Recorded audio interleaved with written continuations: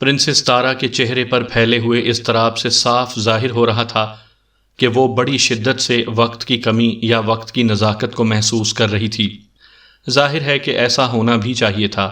ہیلی copter کو کسی بھی وقت پولیس کمشنر سے یہ بات معلوم ہو سکتی تھی کہ یہ قافلہ ملٹری سے کوئی تعلق نہیں رکھتا، اور اس کے بعد یقیناً ہم خطرے میں پڑ جاتے، لیکن کم از کم اس وقت تک کوئی خطرہ پیش نہیں آیا جب تک ہم اس ٹرک میں رہے۔ ٹرک سے اترتے وقت تک کوئی خاص بات نہیں ہوئی۔ ٹرک سے ہمارے اترنے کا عمل اس وقت ہوا جب قافلے کی نگرانی کرنے والا ہیلی کاپٹر کچھ دور تھا، اور بظاہر اس کے امکانات نہیں تھے کہ ہمیں ٹرک سے اترتے ہوئے دیکھ لیا جاتا۔ جب ہم ٹرک سے اترے تھے اس وقت ٹرک کو روکا تو نہیں گیا، لیکن اس کی رفتار اتنی کم کر دی گئی تھی کہ اس سے اترنا ہمارے لیے ضرر رساں ثابت نہ ہو سکے۔ ٹرک سے اترتے ہی ہم نے خود کو ایک جھاڑی میں چھپا لیا اور اس وقت تک چھپے رہے جب تک خطرہ ٹل نہیں گیا، یعنی ٹرکوں کا قافلہ اتنی دور نکل گیا کہ اب اس کی نگرانی کرنے والا ہیلی کاپٹر اس مقام تک نہیں آتا جہاں ہم چھپے ہوئے تھے۔ آئیں، پرنسس تارا نے ایک طرف اشارہ کرتے ہوئے کہا، ہمیں اس طرف چلنا ہے۔ چنانچہ اس کی رہبری میں ہم تیزی سے ایک طرف چل پڑے۔ کھیتوں میں جو پگڈنڈیاں تھیں انہی پر ہم چل رہے تھے۔ جیسا کہ پرنسس تارا نے کہا تھا، ہمیں بہت زیادہ دیر تک نہیں چلنا پڑا۔ آخر گاؤں کے آثار دکھائی دینے لگے، لیکن ہمیں اس گاؤں میں داخل نہیں ہونا پڑا تھا۔ گاؤں سے چند فرلانگ ادھر ہی پرنسس تارا اس جگہ رک گئی جہاں ایک دیہاتی بیل گاڑی لیے کھڑا تھا۔ پرنسس تارا نے دھیمی آواز میں اس سے بہت مختصر بات کی اور پھر وہ دیہاتی گاؤں کی طرف چلا گیا۔ اب ہم اس گاڑی پر سفر کریں گے، پرنسس تارا نے عجیب سی مسکراہٹ کے ساتھ کہا۔ ہم بیل گاڑی میں سوار ہو گئے۔ پرنسس تارا نے بیلوں کی باگیں اپنے ہاتھوں میں سنبھال لیں اور بیل گاڑی ایک طرف چل پڑی۔ اب ہماری منزل، میں نے پرنسس تارا سے سوال کرنا چاہا تھا لیکن میرا جملہ پورا نہیں ہو سکا۔ ایک دھماکے کی آواز نے ہم تینوں ہی کو چونکا دیا تھا۔ یہ کیا؟ ڈاکٹر کاچار کے منہ سے بے اختیار نکلا تھا۔ پرنسس تارا نے ایک طویل سانس لی، پھر وہ کوئی جواب دینے ہی والی تھی کہ پے در پے دھماکے سنائی دینے لگے۔ 16 آدمیوں اور 8 ٹرکوں کا ضیاع، پرنسس تارا نے ٹھنڈی سانس لے کر کہا۔ کیا مطلب؟ میں بول پڑا۔ ہیلی کاپٹر کو پولیس کمشنر سے معلوم ہو گیا ہوگا کہ ان ٹرکوں کا ملٹری سے کوئی تعلق نہیں ہے، چنانچہ ہیلی کاپٹر نے ایک گرنیڈ پھینک کر قافلے کو روکنے کی کوشش کی ہوگی، لیکن جب قافلہ نہیں رکا تو اب پے در پے گرنیڈ پھینکے جا رہے ہیں۔ ممکن ہے کہ اب اور 2-1 ہیلی کاپٹر بھی پہنچ گئے ہوں۔ کیا وہ گرنیڈ ٹرکوں پر پھینکے جا رہے ہوں گے؟ اس امکان کو نظر انداز نہیں کیا جا سکتا، اسی لیے میں نے کہا تھا کہ 16 آدمیوں اور 8 ٹرکوں کا نقصان ہوگا۔ ان لوگوں کو یہی حکم تھا کہ وہ خود کو کسی بھی قیمت پر پولیس کے حوالے نہ کریں۔ یہ تو، میں مضطرب ہو کر بولا، انسانی جانوں کے علاوہ غالباً مالی طور پر بھی لاکھوں کا نقصان ہوگا۔ میں ان ٹرکوں کی مالیت کا اندازہ تو لگا ہی سکتا ہوں۔ تمہاری خاطر، پرنسس تارا نے میری طرف دیکھ کر کہا۔ کیا مطلب؟ ہمیں اس بات کی اجازت دی گئی ہے کہ تمہاری خاطر اس سے سینکڑوں گنا نقصان بھی برداشت کر لیں۔ یہ اجازت کس نے دی ہے؟ ابھی وقت نہیں آیا کہ تمہیں اس کا جواب دیا جائے۔ میں جھنجھلا سا گیا، نہ جانے وہ وقت کب آئے گا جب میں کوئی بات جان سکوں گا۔ دھماکوں کی آوازیں اب بھی سنائی دے رہی تھیں۔ ڈاکٹر کاچار پہلو بدل کر بولا، کیا ان ٹرکوں سے جوابی کارروائی نہیں کی جا رہی ہے؟ یقیناً کی جا رہی ہوگی، لیکن ہمیں اس کا اندازہ نہیں ہو سکتا۔ کیوں؟ ہمارے آدمیوں کے پاس صرف سٹین گنیں ہیں جن کی آواز ہمارے کانوں تک نہیں پہنچ سکتی۔ وہ دیکھیں، پرنسس تارا نے جلدی سے ایک طرف اشارہ کیا، لیکن جب میں نے اور ڈاکٹر کاچار نے اس طرف دیکھا تو ہمیں کچھ بھی نظر نہیں آیا۔ کیا تھا؟ مجھ سے پہلے ڈاکٹر کاچار بول پڑا۔ فضا میں بہت بڑا ایک شعلہ چمکا تھا، پرنسس تارا نے جواب دیا۔ غالباً ہمارے آدمیوں نے اس ہیلی کاپٹر کو تباہ کر دیا ہے۔ گویا اب ہمارے ان آدمیوں کے لیے خطرہ نہیں رہا، لیکن اسی وقت پھر ایک گرنیڈ کا دھماکہ سنائی دیا اور پرنسس تارا ڈاکٹر کاچار کی طرف دیکھتی ہوئی تلخی سے مسکرائی۔ میں نے کہا تھا نا کہ کچھ اور ہیلی کاپٹر بھی پہنچ گئے ہوں گے۔ گرنیڈ کے دھماکے برابر سنائی دیتے رہے۔ پرنسس پھر بولی، ہمارے آدمی موت کی دہلیز تک چلے جائیں لیکن ہتھیار نہیں ڈالیں گے، کیونکہ شاہ کا یہی حکم ہے۔ شاہ؟ میں چونکا۔ پرنسس تارا نے اس طرح ایک طویل سانس لی جیسے اسے احساس ہوا ہو کہ اس کے منہ سے سہون کوئی ایسی بات نکل گئی تھی جو اسے نہیں کہنا چاہیے تھی۔ ڈاکٹر اب پرنسس تارا اس طرح ڈاکٹر کاچار کی طرف متوجہ ہو گئی جیسے میں نے اسے کچھ کہا ہی نہیں تھا۔ میں ایک بار پھر بری طرح جھلا گیا۔ میں پرنسس تارا کی بات کاٹتا ہوا غرایا۔ میرا خیال ہے کہ میں نے کسی دیوار سے بات نہیں کی تھی۔ مجھے افسوس ہے، پرنسس تارا نے آہستہ سے کہا، لیکن مجھے اظہار افسوس سے نہیں، اپنے سوال کے جواب سے دلچسپی ہے پرنسس۔ میں نے تلخی سے کہا، تمہارے سب سوالوں کا جواب اکٹھا ہی مل جائے گا۔ جیسا کہ میں پہلے بھی کہہ چکی ہوں کہ وہ وقت ابھی نہیں آیا۔ کیا وہ میرے مرنے کے بعد آئے گا؟ میرا دماغ گرم ہوتا چلا گیا۔ اس وقت ڈاکٹر کاچار نے دخل اندازی کی۔ وہ میرا شانہ تھپکتا ہوا بولا، مائی ڈیئر، یہ نازک وقت آپس میں لڑنے جھگڑنے کے لیے نہیں ہے۔ ڈاکٹر کا لہجہ اتنا مشفقانہ تھا کہ میں کچھ کہنے کے بجائے اپنا نچلا ہونٹ دانتوں سے کاٹنے لگا۔ ڈاکٹر، پرنسس تارا بھرائی ہوئی آواز میں بولی، ہمارے ساتھی اس وقت موت کے شعلوں میں گھرے ہوئے ہیں۔ ان کا انجام صاف ظاہر ہے، لیکن میرا دل چاہ رہا ہے کہ ایک مرتبہ ان لوگوں سے رابطہ قائم کر کے صورتحال معلوم کروں۔ کیا یہ ممکن ہے؟ ڈاکٹر کاچار نے جلدی سے پوچھا۔ جی ہاں، ممکن تو ہے، پرنسس تارا نے آہستہ سے کہا۔ کیسے؟ پرنسس تارا نے جواب دینے کے بجائے اپنے لباس میں پوشیدہ ایک چھوٹی سی چیز نکالی جو بظاہر ٹرانزسٹر معلوم ہو رہی تھی، لیکن جلد ہی مجھے معلوم ہو گیا کہ وہ ٹرانسمیٹر تھا۔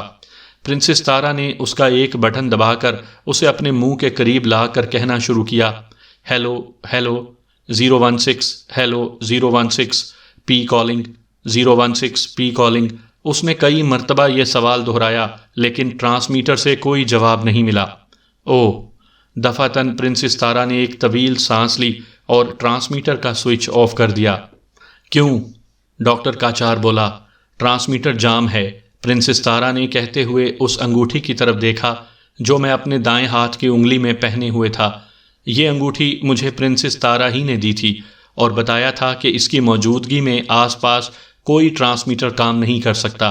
حقیقت بھی یہی تھی۔ میں نے اس انگوٹھی کی موجودگی میں رینوکا دیوی کی آواز کبھی نہیں سنی تھی، لیکن میں تو کیا، پرنسس تارا کو بھی اس کا علم نہیں ہو سکا تھا کہ میرے پاس وہ ٹرانسمیٹر ہے کس شکل میں۔ بیل گاڑی مخصوص رفتار سے ایک طرف رواں تھی اور پرنسس تارا ڈاکٹر کاچار کو بتا رہی تھی کہ اس کا ٹرانسمیٹر جام کیوں ہو گیا ہے۔ ڈاکٹر کاچار نے سر ہلایا۔ تو پھر اب ایک ہی صورت ہے۔ کیا اس انگوٹھی میں پوشیدہ وہ آلہ کتنی دور تک کے ٹرانسمیٹرز کو جام کر سکتا ہے؟ 50 گز کے فاصلے تک یہ مؤثر رہتا ہے۔ تو پھر ڈاکٹر کاچار نے میری طرف دیکھا، مائی ڈیئر، اگر تم برا نہ مانو تو گاڑی سے اتر کر 50-60 گز دور چلے جاؤ۔ میں اس انگوٹھی ہی کو اتار کر دور پھینکے دیتا ہوں۔ ہرگز نہیں، پرنسس تارا جلدی سے بولی۔ اس صورت میں رینوکا ہم لوگوں کی باتیں سن لے گی اور اسے معلوم ہو جائے گا کہ ہم کہاں ہیں۔ اچھا، میں نے ایک طویل سانس لی۔ میں گاڑی سے اتر جاتا ہوں۔ شکریہ مائی ڈیئر، ڈاکٹر کاچار نے کہا۔ دھماکوں کی آوازیں بند ہو چکی ہیں، پرنسس تارا بڑبڑائی۔ غالباً کھیل ختم ہی ہو چکا ہے۔ گویا اب ٹرانسمیٹر کو کام میں لانے کی ضرورت نہیں ہے۔ میں نے پوچھا، ضرورت تو ہے۔ جب وہ لوگ ختم ہو چکے تو اب رابطہ کس سے قائم ہوگا؟ اب میں اپنے ان آدمیوں سے رابطہ قائم کروں گی جو شہر میں ہیں اور ان سرکاری سرگرمیوں پر نظر رکھے ہوئے ہیں جو ہمارے خلاف کی جا رہی ہوں گی۔ میں نے ایک طویل سانس لی اور بیل گاڑی سے اتر گیا جو پرنسس تارا نے ایک جگہ روک دی تھی۔ ایک مرتبہ پھر شکریہ ڈیئر، ڈاکٹر کاچار بولا۔ میں نے کچھ نہیں کہا اور ایک طرف بڑھتا چلا گیا۔ میں جھونک میں شاید زیادہ ہی دور نکل جاتا، لیکن اسی وقت ڈاکٹر کاچار نے چیخ کر کہا، بس کافی ہے، اب رک جاؤ۔ میں نے مڑ کر دیکھا، غالباً درمیانی فاصلہ 60 گز سے بھی کچھ زیادہ ہو گیا تھا۔ میں نے پرنسس تارا کو ٹرانسمیٹر استعمال کرتے ہوئے دیکھا، لیکن اس کی آواز مجھ تک نہیں پہنچ سکی تھی۔ حالات مجھے اب بھی ایک بے بس تنکے کی طرح بہائے لیے جا رہے تھے۔ مجھے کچھ نہیں معلوم تھا کہ یہ سب ہو کیا رہا ہے۔ میری الجھنیں کم ہونے کے بجائے کچھ بڑھ گئی تھیں۔ پرنسس تارا کے منہ سے نکلے ہوئے ایک لفظ شاہ، اس نے مجھے اور زیادہ الجھا دیا تھا۔ آخر یہ کون سی شخصیت تھی جس کے حکم سے 16 آدمیوں نے اپنی زندگی قربان کر دی تھی؟ اگر وہ ٹرک روک دیتے تو زیادہ سے زیادہ گرفتار کر لیے جاتے۔ ہلاکت ان کا مقدر نہیں بنتی، لیکن شاہ کے حکم پر انہوں نے خود کو قربان کر دیا تھا۔ کوئی 5 منٹ بعد ڈاکٹر کاچار نے بلند آواز میں مجھ سے واپس آنے کے لیے کہا۔ جب میں ان کے قریب پہنچا تو میں نے دیکھا کہ وہ دونوں ہی بہت زیادہ پریشان نظر آ رہے تھے۔ جیسے ہی میں بیٹھا، پرنسس تارا بیل گاڑی کو حرکت میں لے آئی اور جلد ہی میں نے محسوس کر لیا کہ اس مرتبہ اس نے راستہ تبدیل کر لیا تھا۔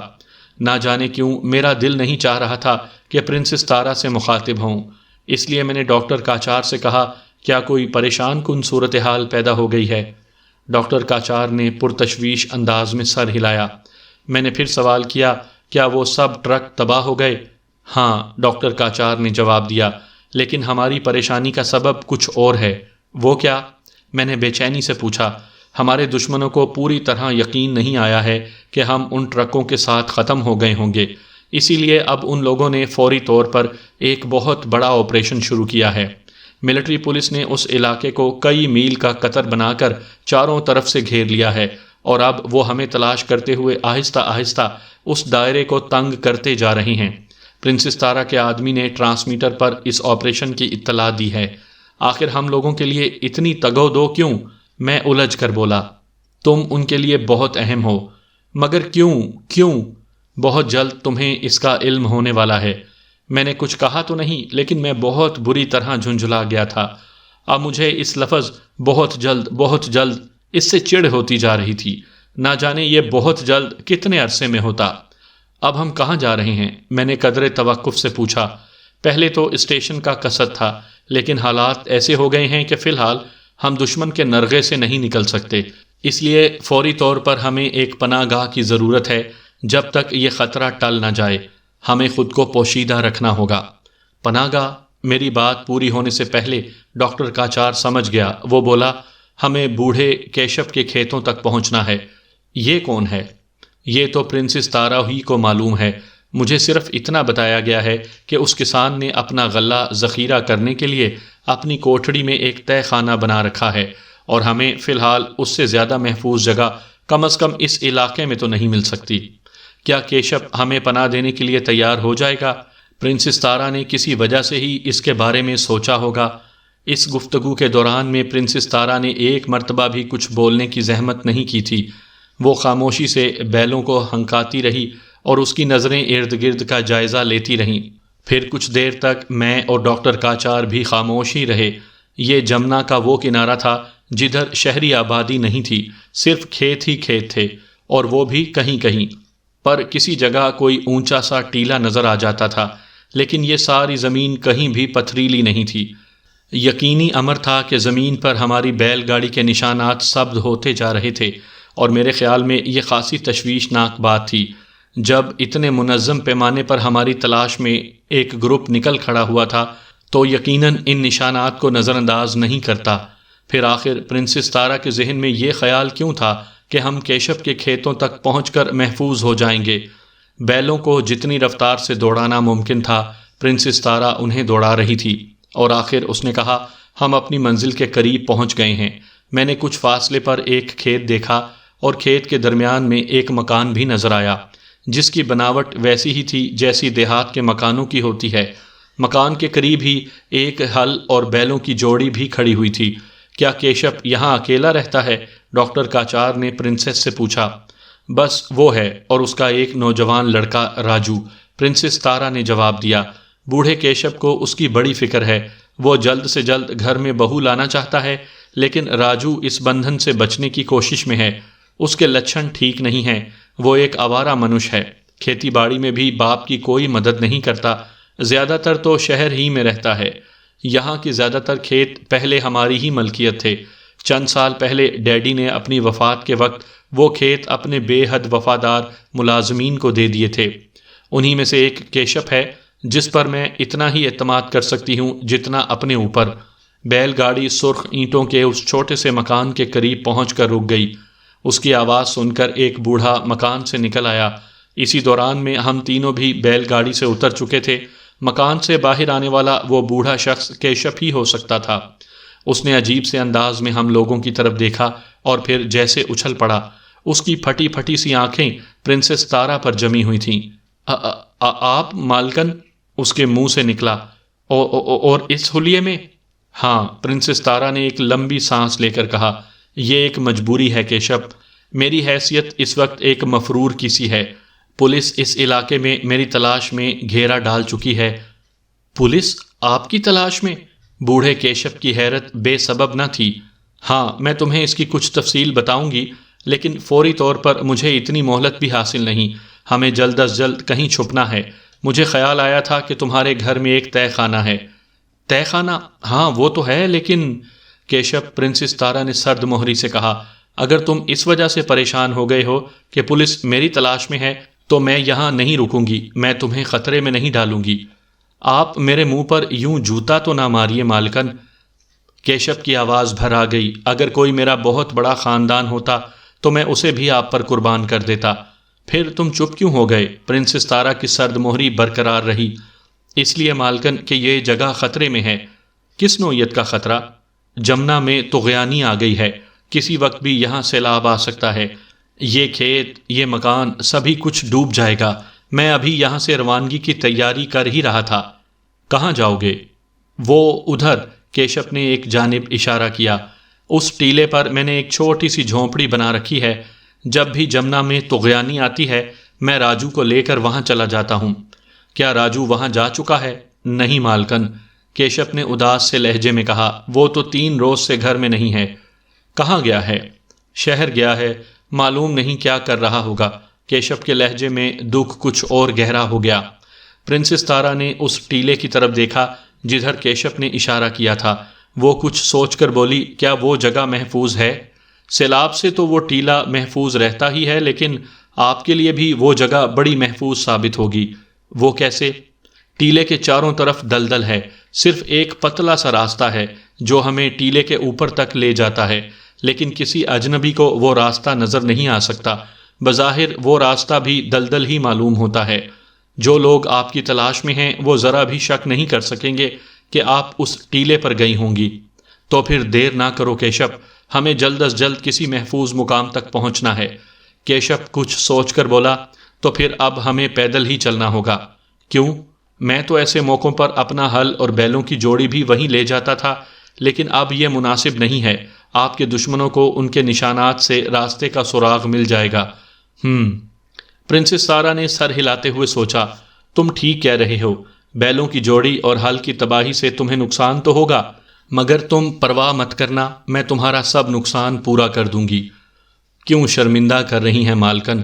کیشپ نے مغموم لہجے میں کہا، یہ سب کچھ آپ ہی کا تو ہے۔ بس اب جلدی سے روانگی کی تیاری کرو، پرنسس تارا نے کہا۔ تیاری تو میں کر چکا ہوں مالکن، بس اب یہاں سے روانہ ہونا ہے۔ بس تو پھر چل پڑو، میں ابھی آیا، 1 منٹ میں، کیشپ نے کہا اور اپنے گھر میں چلا گیا۔ ان دونوں میں یہ گفتگو دیہاتی لب و لہجے میں ہوئی تھی، اور میں حیران ہوا تھا کہ پرنسس تارا اس طرح بھی بول سکتی ہے۔ مجھے تو اب وہ انداز گفتار اور لب و لہجہ بھی یاد نہیں ہے، ورنہ اسے جوں کا توں لکھتا۔ کیشپ نے اپنے گھر سے باہر آنے میں دیر نہیں لگائی۔ وہ ایک بڑا سا گٹھر اپنی کمر پر لادے ہوئے تھا۔ چلیے مالکن، وہ باہر آتے ہی بولا۔ یہ سامان کیسا ہے؟ اس میں کچھ کھانے پینے کا اتنا سامان ہے کہ ہم اس ٹیلے پر 2-3 روز تک رہ سکتے ہیں، کیشپ نے جواب دیا۔ میں نے تو یہ سارا سامان زیادہ دن کے لیے کیا تھا، لیکن اب ہماری تعداد بڑھ گئی ہے، اس لیے یہ زیادہ دن نہیں چل سکے گا۔ اب وقت اتنا رہا نہیں کہ میں مزید تیاری کر سکتا۔ سیلاب کسی وقت بھی اس علاقے کو لپیٹ میں لے سکتا ہے۔ آئیے بس اب نکل چلیں۔ ہم کیشپ کے ساتھ اس ٹیلے کی طرف روانہ ہو گئے۔ نہ صرف کیشپ کو بلکہ ہمیں بھی اپنی بیل گاڑی کی قربانی دینا پڑی تھی۔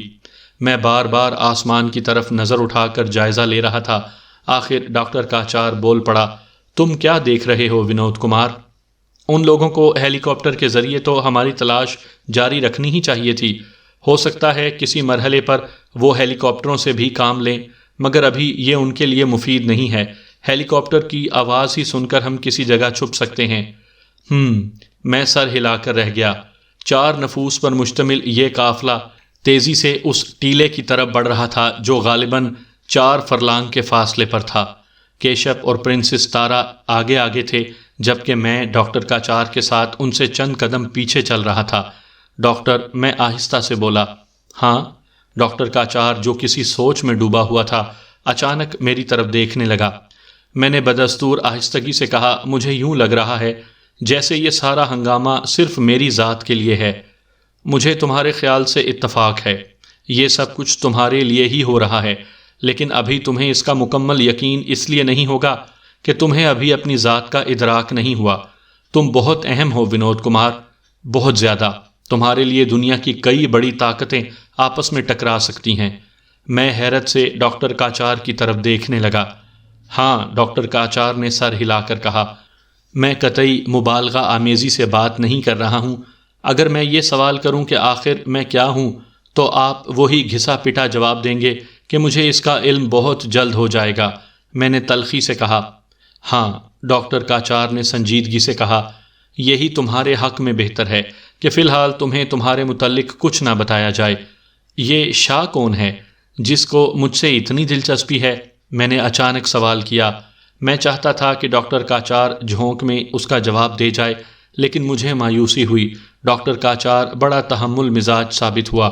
اس نے آہستگی سے کہا، تم اسے اپنی زندگی کی کلید کہہ سکتے ہو۔ کیا مطلب؟ وقت آنے پر تمہیں اس کا علم ہو جائے گا۔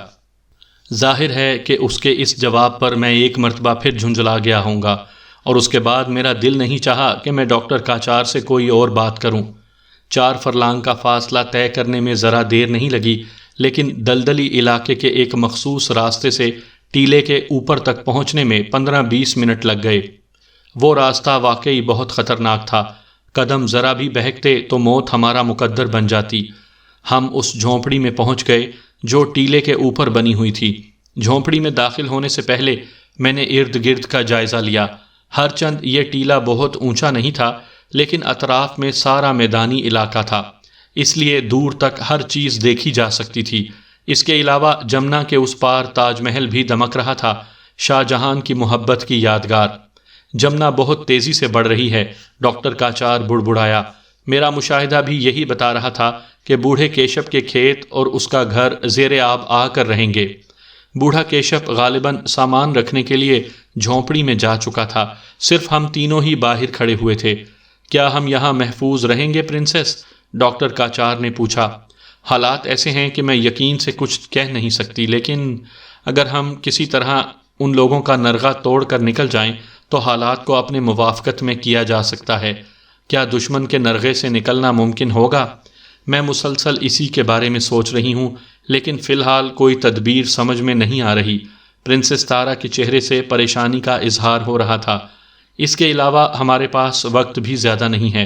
ہمیں پرسوں تک لازماً بمبئی پہنچنا ہے، ورنہ سارے کیے دھرے پر پانی پھر جائے گا۔ ڈاکٹر کاچار ذرا دیر تک کچھ سوچتا رہا اور پھر بڑبڑانے والے انداز میں بولا، اس کا مطلب ہے کہ اب مجھے ونود کمار سے کام لینا ہی پڑے گا۔ میں کیا کر سکوں گا؟ میں بول پڑا۔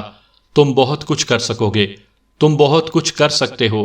ڈاکٹر کاچار کی مسکراہٹ بڑی پراسرار سی تھی۔ میں الجھی ہوئی نظروں سے اس کی طرف دیکھتا رہا۔ دفعتاً فضا میں گڑ گڑاہٹ کی آواز گونجی اور ہم نے چونک کر اس کی طرف دیکھا۔ دور سے ایک ہیلی کاپٹر بڑھتا چلا آ رہا تھا۔ ہم جلدی سے جھونپڑی میں گھس گئے جہاں کیشپ سارا سامان ترتیب سے رکھ رہا تھا۔ اس نے ہماری طرف دیکھا۔ تم اپنا کام کرتے رہو، پرنسس تارا نے اس سے کہا۔ ہم اس جھونپڑی میں کم از کم اس حد تک ضرور محفوظ تھے کہ ہمیں ہیلی کاپٹر سے نہیں دیکھا جا سکتا تھا۔ یہ جھونپڑی خاصے جھاڑ جھنکار میں گھری ہوئی تھی اور اس کی چھت پر بھی ایک بوڑھا درخت سایہ کیے ہوئے تھا۔ میں ڈاکٹر کاچار کی طرف دیکھنے لگا۔ میں جلد از جلد یہ جان لینا چاہتا تھا کہ وہ مجھ سے کیا کام لینا چاہتا ہے اور میں کیا کام کر سکتا ہوں۔ ہیلی کاپٹر کی آواز قریب آنے کے بعد اب دور ہوتی چلی جا رہی تھی۔ شاید وہ بس ایک رسمی سے انداز کا چکر لگانے آیا تھا، یا شاید اسے یہ جائزہ لینے کے لیے بھیجا گیا ہوگا کہ جمنا کی طغیانی کا کیا حال ہے۔ ظاہر ہے کہ جو ملٹری فورس ہماری طرف بڑھ رہی تھی اسے سیلاب سے بچنے کی بھی فکر لاحق ہوگی۔ ہم ایک بار پھر جھونپڑی سے نکل آئے۔ یہ تیسرے پہر کا وقت تھا۔ دھوپ ابھی کم نہیں ہوئی تھی، لیکن ہم گھنے درخت کے سائے میں اس سے محفوظ تھے۔ اب میں اپنا پہلا تجربہ کرتا ہوں، ڈاکٹر کاچار نے میری طرف دیکھتے ہوئے کہا، لیکن اس سے پہلے تم میرا ایک مختصر سا لیکچر بھی سن لو۔ میں ہمتاً گوش ہو گیا۔ ڈاکٹر کاچار نے مجھے بتانا شروع کیا کہ ذہنی یکسوئی کیا ہوتی ہے، نیز کنسنٹریشن انسان کی کتنی بڑی طاقت ہے۔ میں نے اس لیکچر کو اس طرح سمجھ کر سنا جیسے میں اس موضوع کا طالب علم رہ چکا ہوں، اور اس لیکچر کی کوئی بات ایسی نہیں ہے جو میں سمجھ نہ سکوں۔ پرنسس تارا اس دوران میں بالکل خاموش کھڑی رہی، جبکہ میں نے ڈاکٹر کاچار سے 2-3 سوالات بھی کیے۔ آخر میں ڈاکٹر کاچار نے کہا، یہ طاقت ہر انسان میں ہوتی ہے، لیکن اسے استعمال کرنے کے لیے شدید ریاض کی ضرورت ہوتی ہے۔ تم نے اس کا بالکل ریاض نہیں کیا، لیکن تم اس سے فائدہ اٹھا سکتے ہو۔ اس کی وجہ یہ ہے کہ جب میں نے تمہارے دماغ کا آپریشن کیا تھا تو میں نے تمہارے دماغ کی ان حصوں کو مکمل طور پر بیدار کر دیا تھا۔ اس کے علاوہ بھی میں نے تمہارے دماغ کی بہت سی طاقتوں کو بیدار کیا ہے، بلکہ اس میں کچھ اضافے بھی کیے ہیں جن کا علم تمہیں آہستہ آہستہ ہوگا۔ فی الحال تمہیں اپنی کنسنٹریشن کی طاقت کو آزمانا ہے۔ وہ کس طرح؟ اس پتھر کو دیکھ رہے ہو؟ ڈاکٹر کاچار نے ایک طرف اشارہ کیا۔ وہ پتھر اتنا بڑا تھا کہ اسے کم از کم ایک ہاتھ کی گرفت میں نہیں لیا جا سکتا تھا۔ اس پتھر پر نظریں جما دو، ڈاکٹر کاچار نے مجھ سے کہا۔ اپنے دماغ سے تمام خیالات کو جھٹک دو، صرف اس پتھر کے بارے میں مسلسل یہ سوچو کہ تم اسے اپنی آنکھوں کی طاقت سے فضا میں اچھال دو گے۔ مسلسل اس کی طرف دیکھتے رہو، اور جب تم یہ اعتماد محسوس کرو کہ اب تم اپنے مقصد میں کامیاب ہو جاؤ گے تو اپنے سر کو ایک جھٹکے سے فضا میں 75 ڈگری کے زاویے سے گھمانا اور پھر آنکھیں بند کر لینا۔ آنکھیں کیوں بند کر لوں؟ یہ میں تم کو بعد میں بتاؤں گا۔ بوڑھا کیشپ اب جھونپڑی کے باہر آ گیا تھا اور خاموشی سے کھڑا ہماری باتیں سن رہا تھا۔ میں نے اس پتھر پر نظریں جما دیں اور ڈاکٹر کی ہدایت کے مطابق اپنی تمام تر توجہ اس پر مرکوز کرنے کی کوشش کرنے لگا۔ جلد ہی مجھے محسوس ہو گیا کہ میں اپنی کوشش میں کامیاب ہو چکا ہوں۔ آخر میں مجھے صرف اتنا یاد رہ گیا کہ مجھے ایک جھٹکے سے اپنے سر کو فضا میں 75 ڈگری کے زاویے سے گھمانا ہے۔ چنانچہ میں نے ایسا ہی کیا، اور پھر جو کچھ ہوا وہ حد درجہ حیران کن تھا۔ پتھر زمین سے اٹھا اور کمان سے نکلے ہوئے تیر کی طرح زناٹے سے اس طرف اڑتا چلا گیا جدھر میں نے دیکھا تھا۔